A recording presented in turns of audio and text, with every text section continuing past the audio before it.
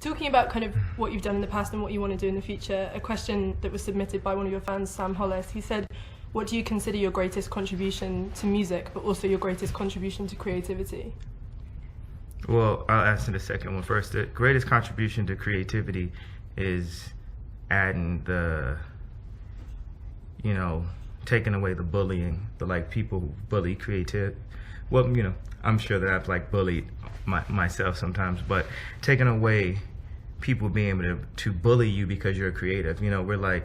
We're bullied and controlled by organizations and money, and the people with money are in power.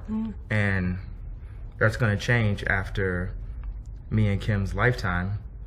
It's going to go more back to when people used to philosophize and talk about proportions and shape and color and what we can do for the next generations.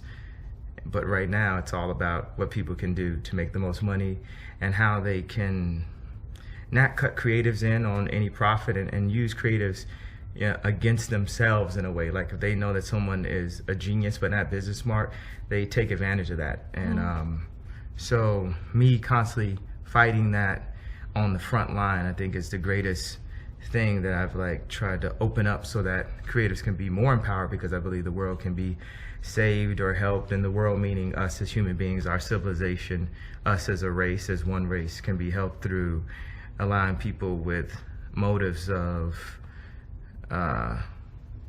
with more positive motives and who see more colors than just green to help be at least a part of the conversation and be heard and listened to. The whole point, not being heard, be heard and listened to.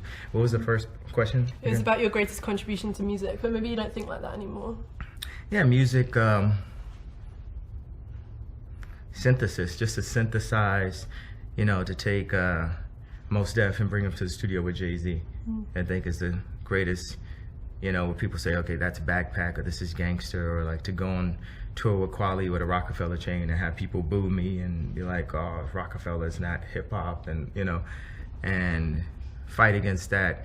And now it's just, it's considered to be one art form, but like what Louise Wilson would always talk about, this juxtaposition, high, low, or these opposites, and combining them, and this combination that makes a greater civilization, a greater human being, the actual human being 1,000 years from now.